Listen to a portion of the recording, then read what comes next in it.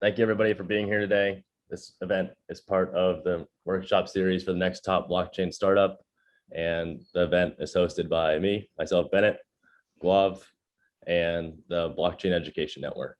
So it's all you, Gaurav. Thank you everybody for being here. Hey guys, thank you for taking our time to talk about blockchain. I've spent quite some time, almost more than half a decade, talking about blockchain, building upon blockchain, and of lately, we've been accelerating blockchain ventures from around the world.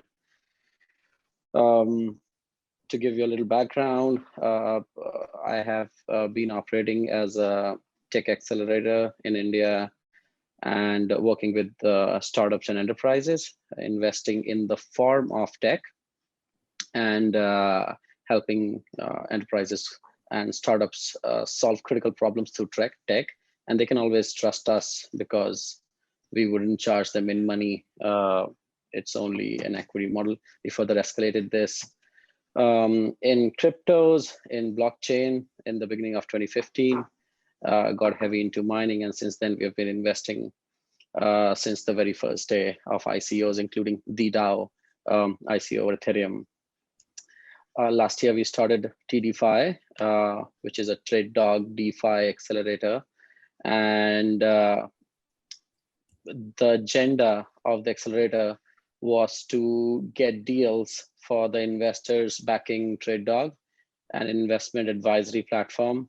But very soon, within a couple of months, the entire thing turned around and became more of a startup demand where DeFi projects, NFT projects, they were struggling to understand the real use case, the right thing to do, because everything they would launch obviously was going moon, irrespective of the depth of the idea. And fortunately enough, there were some serious entrepreneurs who really wanted to build the next generation of finance using the strength of decentralized blockchain, decentralized finance, and blockchain, and all the qualities that you've been listening about in and around blockchain. And since then, we've been operating in the same way. And this talk today is about my expressions of all the learnings that I myself have accumulated over the past 5 years, and especially over the past 8 to 10 years. So understanding blockchain, I have quoted this, I don't know, a gazillion times in my talks since 2018, especially. So when there were these sort of closed door conferences back in 2015, 2016, and the OGs, as they're called today, they would sit. The conferences would talk about. I mean, I'm not exaggerating, but we would talk about a glass of blockchain. I don't even know, by the way, how would they think it would be a glass of blockchain, but a glass of blockchain, a class of blockchain, and everything on blockchain, sort of a purview and a vision for blockchain. Somehow I never agreed to that, but obviously I was in the room, so you would always consider me in agreement. Coming from those ages, and then 2016, 17, and I'm only talking about the adoption, the main course adoption, the mainstream adoption of blockchain. We never saw that happening. The Fortune 500 wouldn't take it, to that level. They would only look at a certain utility. And I guess that's the reason of their success. That's the reason of their being in that category of business of being the Fortune 500, because they take practical things in use and throw everything out of the window, all the FUD, all the hype out of the window. So the use cases that blockchain really had was not more than a database, and obviously a very expensive database. But yeah, in the interest of corporate trust, it was being utilized. So I'm sort of just quoted one of the keywords, and that's corporate trust. You can definitely find a use case of blockchain when you're trying to solve trust between multiple parties.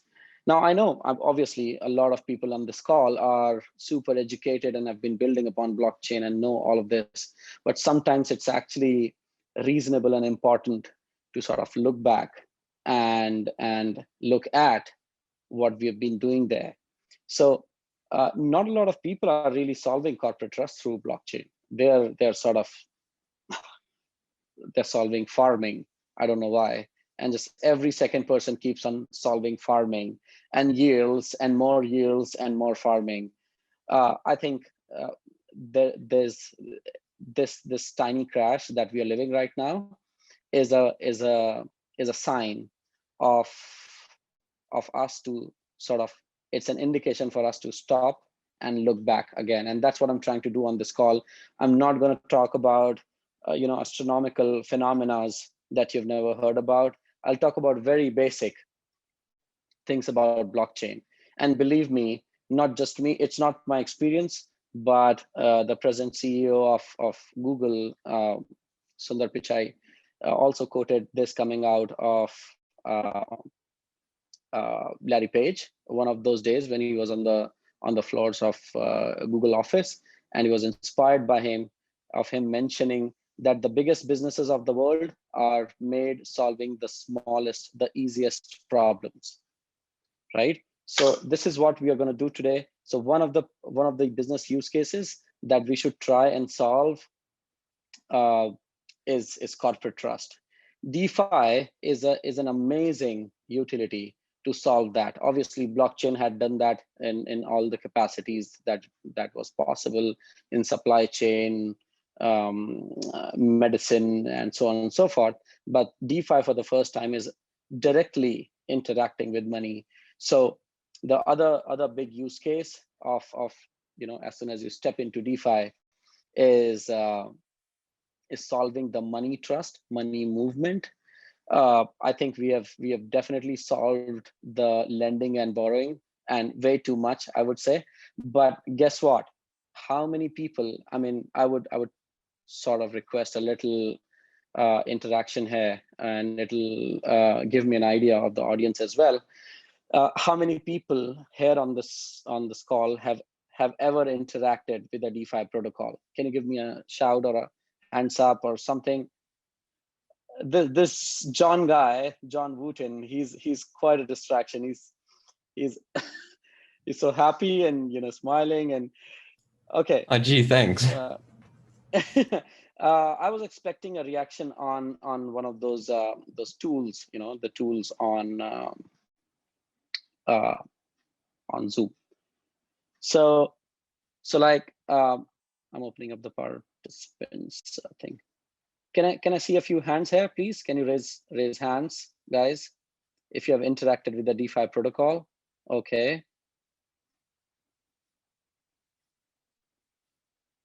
Okay, lovely. Nice. Okay, so this itself is a big validation of the fact that DeFi that had a few hundred billions, I guess, logged in LTV, had just sort of less than 10% of this call using it really. Now, even if there were more people, you can put your hands down.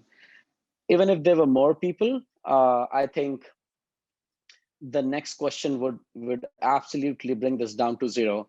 How many people have used a DeFi protocol for something tangible, for something of real life value? Maybe recharge their mobile phone, right? Maybe pay their utility bills. John, did you do it? Man, you're such a distraction. I love you though. So that's where we are stuck. I think now that the protocols are well with all the active news about these DeFi protocols getting hacked, I think we are left over with some of the very stabilized and the biggest DeFi protocols. So I don't think there's more innovation required there.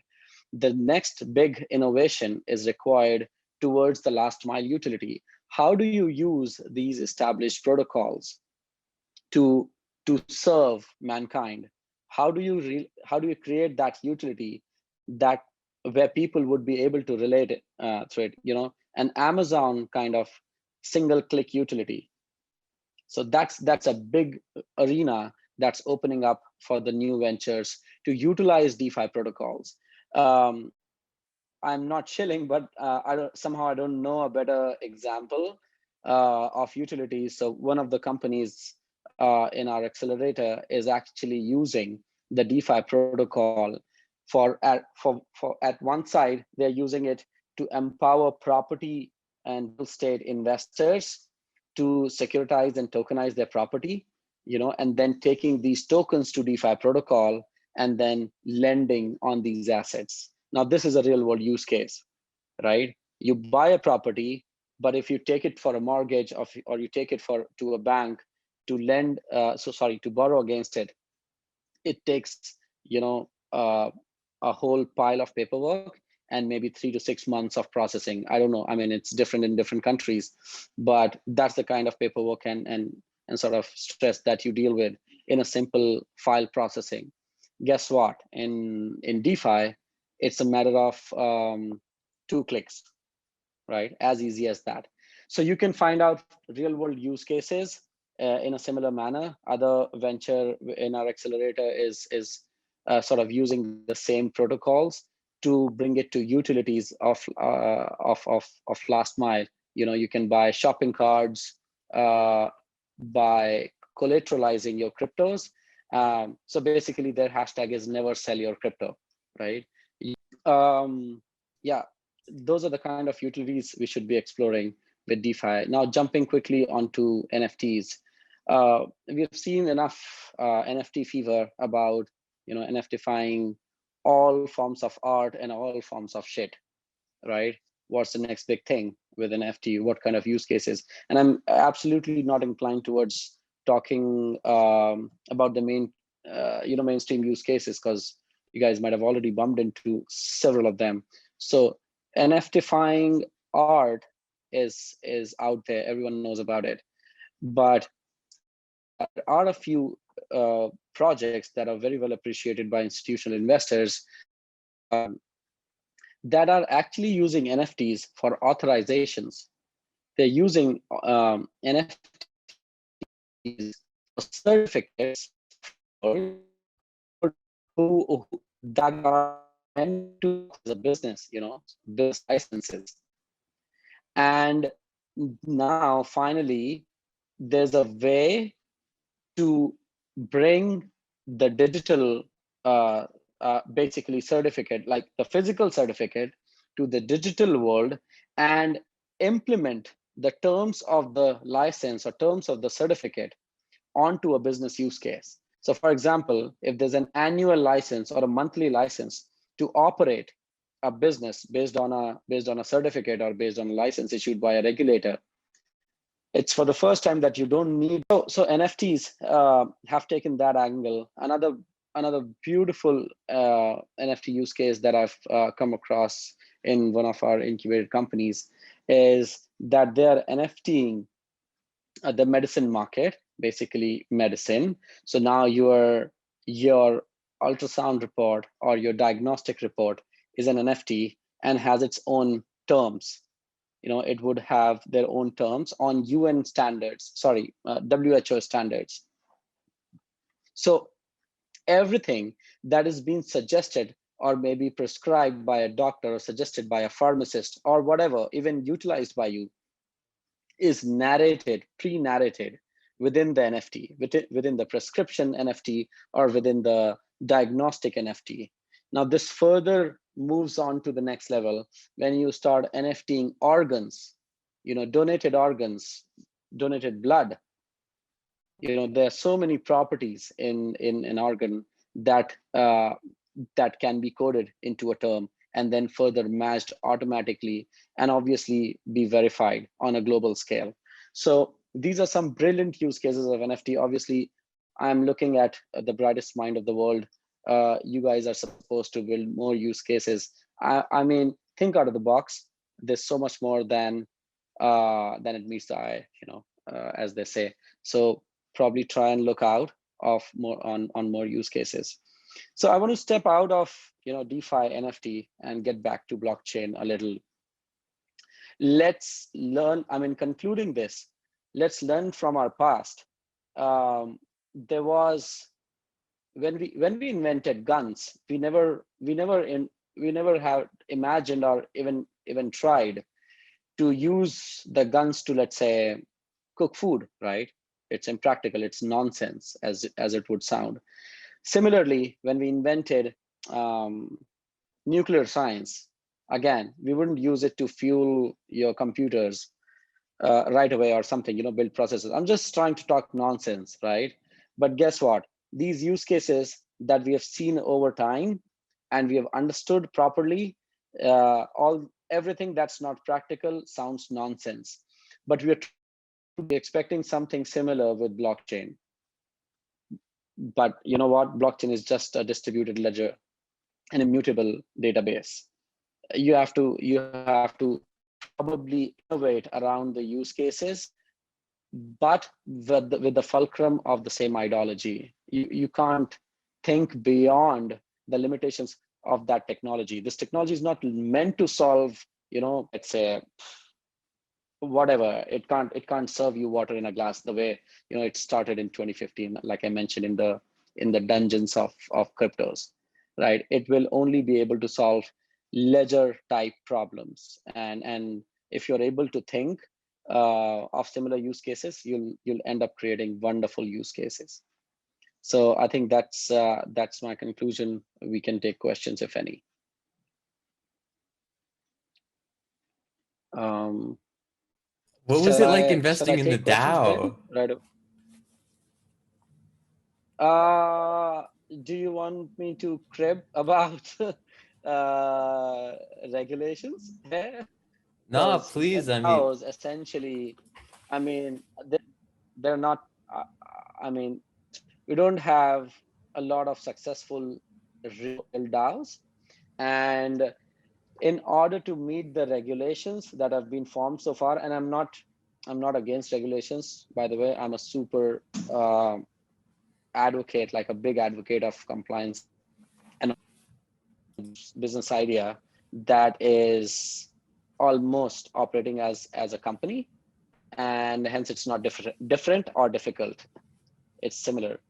And by the way, if you're talking about the DAO, the first DAO, the first ICO on Ethereum, is that your question? 100%. Like the DAO? The DAO. Okay. I'll be honest. At that time, it was just about trying. It was the first ever ICO. People were talking about it. You had to invest in it, whatever. Like really, I won't sort of try and act smart here. I really didn't knew what would that mean. At that time, I was very busy creating large mining farms, mining solutions, automatic management of large mining farms, penetrating till the utility of the core of the GPUs. So yeah, I'm sorry, I don't have the perfect answer for this question. Well, I'd rather be honest than what? Sorry. Good for you, man. Did you trade any of the tokens at all, or did you just kind of hold through it? No, if you remember, the DAO was hacked, and just that a little. was the reason for the split of Ethereum to Ethereum and Ethereum Classic. So Vitalik, with the support of the community, decided that this is something that the community doesn't deserve, and hence they would reverse the chain from the block that was, the block before the hack. And then there was this team of and these followers who would say that this is against the principle of blockchain and immutability and stuff like, and decentralization, and hence there's an Ethereum Classic chain that has suffered the DAO loss and still exists. So that's ETC, and ETH today is the mutated chain that has reversed the chain to a point up until the hack, up just right before the hack. That's the story. Let's not get into those stories. Good old past. We have all lived through it. It made us a lot of money. Let's get to the first question. Connor or Ben, do you want me to take the questions directly from the chat? Yeah, I think it might be best to take questions from the chat. So if anyone has questions, feel free to message it there. But I see that there's a couple so far. What do you think about ledgers and social Are you sector? open to supporting blockchain startups that aren't strictly DeFi, but are perhaps DeFi adjacent? And have a roadmap for building some decentralized finance service. For context, we're building a blockchain-enabled platform for managing private art. So we are more of an NFT startup, but there's a roadmap for building demo DeFi into block. Okay, that's a specific question to the accelerator. The accelerator was established with the idea of incubating and supporting DeFi and NFT projects only. But I'll be honest, I was lured into the beautiful solutions that around these services, but were way beyond, I mean, would cover beyond just NFT or DeFi. And there was no reason to refuse them just by the quality of startups, the size of businesses they were. So as of now, we are obviously, we have a lot of companies that are beyond DeFi and NFT, but yes, they do have an angle there. And guess what? It's not about me. It's about you, right? If you're coming to us and we have an expertise in DeFi and NFT, you would rather come to us only if there's a use case and you think we'll be able to help you with that expertise. Now, if you have a obviously your use case falls very much into our purview, but if you have something that has nothing to do with DeFi and NFT, why would you even come to us? Because in that case, we won't be able to contribute much, right? You'd end up, I mean, losing, or let's say being disheartened, or we would end up not matching your expectations. I hope that answers your question. So feel free to apply just to put the word out. We have a long wait list since December, more than 150 projects. And we are a boutique accelerator, not a co-working space kind of incubator that would invite you just to sell their space. Yeah, please expect a little delay in response and be patient with the processes. I'll take the second one from Jordan, Tsunami Protocol. Wow, Tsunami, okay. Projects like AliDirect or ModaDAO are using NFTs to designate verification of ownership, for example. Using NFT for investment. Lovely. Than this Zoom call. They would explain that to you with the necessary infographics and the right direction of information.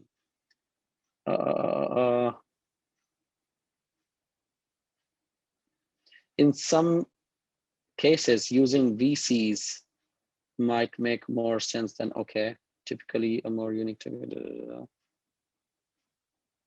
we should have opened the question and answer box, because this has more comments than question answers. Gaurav, how about talking about value capture? I have a question from Jordan. What are some suggestions for value capture in a utility token for a protocol? Which I think is a pretty interesting question, because a lot of the tokens you see nowadays might not be able to do a lot of value capture, right? You mean in terms of utility, like the tokenomics? Yeah, Jordan's question was suggestions for value capture in a utility token for a protocol. But more in general, for the startups building and pitching their startups, what do you look for when it comes to, I guess, a business use case or the utility or their value capture when it comes to the token model? I'll take the question I mean, I'll rather redraft the question and then answer it. So what am I looking at? I mean, what am I looking at in a project is the right question, right? As an investor, as an incubator, as a partner. And I think that would cover the value capture and everything else. Obviously, no one would like to invest in a project that has no, let's say, value capture or utility or whatever. So I'll sort of take it in a row. First of all, you don't have to create a project just because the market is hot. You don't have to create another project just because there's something like that that's doing great, right? And I know this sounds like preaching, but sometimes the orthodox values just work fine, and there's no alternative to it. So you should do a startup when you have bumped into a problem that you think no one else would be able to solve if you don't do it in the meantime, right? Um, I know this is a big statement. You might not bump into those problems, but as an investor, I would always look into first the kind of problem you're solving and the kind of market it addresses, right? That's the basic thing. Now from this one, I would jump into the blockchain and utility use case. A lot of time you address the right problem, you create a solution, but you're not able to peg the token with the solution in a way that the business would create a better demand for the token, or a better utility for the token, or a better circulation for a token. All of these three are important. If you have created a hyper utility for your token, and there's no circulation angle, it would still be slow moving, because the circulation creates adoption with education. If a token is made to circulate well, you would always end up a lot reaching out to a lot of hands, let's say, and you would understand, and if there's something in someone's custody, there are more chances that he or she would tend to learn about it for whatever reasons, and if at all it's compensation, then for sure. So coming back to the value capture side, the value capture obviously would be based on the kind of utility you've created. I don't know, I would be able to comprehend it better if you would quote an example of a business use case. Maybe I would try to wrap it up precisely with that use case. But yeah, I mean, generally, the value capture occurs with the nature of, the quality of solution to a problem and the size of problem in the real world. And then creating the right utility within that solution, and then, like I said, finally the right circulation. So if all these three things are right, as a business, you're qualified to move forward. Now obviously there are ways of business and laws of land, so to say, that you need to integrate in terms of marketing, in terms of management, in terms of reaching out to the market, but that's a different story. I would say at this point of time, when you're sort of building a startup, just take care of these three, and you'd be much welcome. Yeah, did I cover the answer at all? Yes, it was just the end there. Okay, yeah, it was just a mere repetition of the larger thing.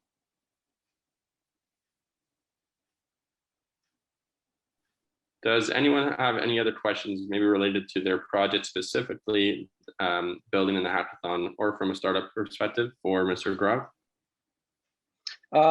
I can see here from Naman. He's asked, how will you link real world entities like X-rays to digital NFTs, and what would be the utility of having it decentralized?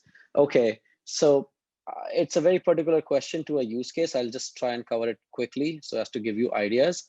So X-rays, if you get an X-ray done in the US, vis-a-vis if you get it done in, let's say, Germany, the format of the report would be very different.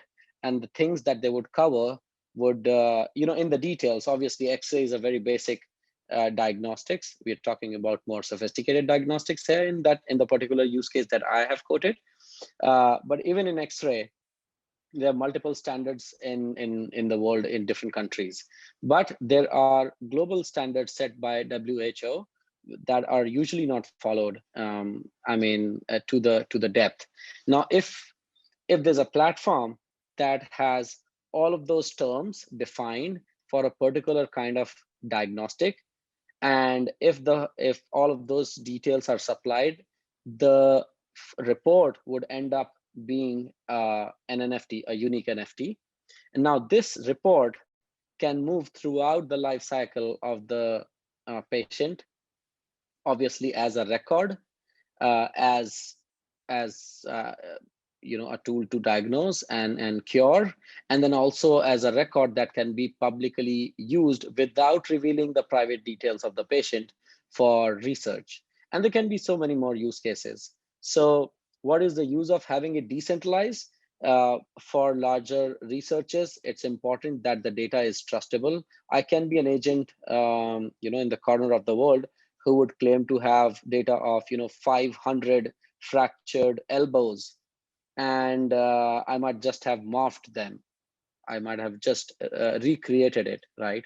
And the data, I don't know, might has lost track of genuinity or some fields that have been recreated just to make the data look polished.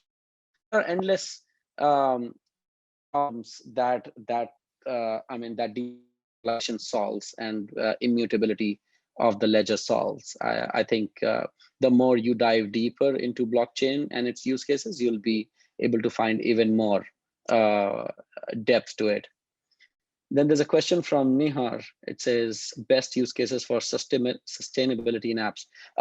Something that a lot of people are trying these days is carbon credits, clean energy, source of energy, source of packaged water, even source of medical oxygen, supplies, plantation,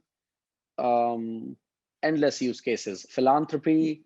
I mean, there's endless use cases around sustainability that can be solved. It's a very generalized question, but believe me, there are endless use cases that you can build upon. Okay, somebody just educated us even better about the DAO. Thank you for that. Jordan, suggestions for value capture in a utility token for progress share of protocol. Yeah, I think we have covered that largely. For more details, let's sort of fix up a private call, and I'll take that better.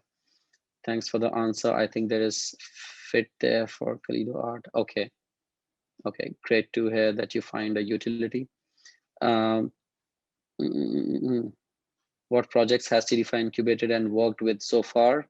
You can please check out the website tde.fi, and you'll be able to find the projects that we have made public. Obviously, we don't announce all the incubated projects on the website till the time they're not ready to raise, because usually we have good traction from the investors. So as soon as the venture is listed on the website, they are sort of bombarded with a lot of investment offers, which sort of seizes the opportunity for us to polish the project better for a long run. So we don't announce all the project, but you can still see, I think, a good 20, 25 projects, if I'm not wrong. How could you drop in your LinkedIn URL would contact you in future for any help? Okay, Connor might be able to do that. Or maybe I can do that by the end of this conversation. I can do that now, but maybe Gaurav, yes, please. Where would be the best place to reach maybe some TDeFi mentors or something like that? Yeah, the best way for an idea or an application is to reach out on the application page. There's a simple button saying apply now. So if you have a fully created and deployed MVP at least, you're free to apply, because if you're coming to TDeFi with anything less than an MVP, it'll be really, really tough for you to qualify. We are not white paper incubators. We are business incubators. We don't appreciate raising over a white paper or even presenting a white paper to the world, because that era is gone. And even if the era is there, I mean, I'm not that person. As a team, we don't appreciate those values. So yeah, if you have a brilliant idea and you have proved the validation of that idea over an MVP, please feel free to apply, and we'll definitely take it from there. LinkedIn, Ben would mention it here. but please be informed, I am least active on my socials, although LinkedIn is just one. And I'm barely active on Twitter. So please don't expect a reply or a response there. The best way to reach my team is still through the website. Gaurav, do you want to maybe talk about the kind of what you're going to be looking for when it comes to after the hackathon's over and bringing some of these teams into your demo day, your pitch day? Oh, actually, yeah. I'm sorry, I missed that answer. One of the best ways to reach out to our team is to participate in this hackathon that we're talking about here. And we'll be bringing a considerable amount of projects to the pitch day, which is quite an exception. Because if you go to channels on YouTube and look at our pitch day in December, last year, you'd be surprised to see the quality of projects and the size of the companies that pitched during those days. And you'll also be surprised to the companies that were rejected, or let's say not accepted into TDeFi and the positions that they've achieved now. So yeah, this is actually one of the exceptional opportunities, because we don't look at everything. Not that we are like big or whatever. I'm not saying that in that sense, but just because we're too busy with what we have got in our hand. So yeah, maybe just participate in the hackathon, do your best, and we'll see you on the pitch day. Connor asked, Gaurav, for the startups building and pitching their startups, what do you look for from the business use case, model perspective, value capture? I think I've already answered that. Sustainability app is already covered. Explain which subject or white paper can cover. Okay, I don't get that question. Maybe you can redraft it. How is the energy of product market fit in synergy of product market fit in DeFi? Very good question. I would take 5 hours to explain that. We are as crazy as it sounds, Taral, if that's the right way to pronounce your name. Taral, we haven't really found product market fit to the core, to the retail, for the retails still in DeFi. We are still struggling to find startups that are able to connect retail use cases. Believe me, we are struggling. In the last event that we were partners to, Agora in Dubai, it was a physical event. The president of Tezos, the global president of the board of Tezos, Hubertus, mentioned that on the stage, that the rise of DeFi is expected with the use cases that would better connect retail and quick on ramp and off ramp, and the startups that would solve this and make it handy for and usable for the last mile user, right? So believe me, it's a global it's a golden opportunity for people like yourself, for entrepreneurs like yourself, to create those use cases. Don't fly too high with deep science and deep blockchain solutions. Just think about something that hasn't been done and is well in demand, and you might bump into the next big thing. Okay, Chemart, can you suggest ways we can build up blockchain capability?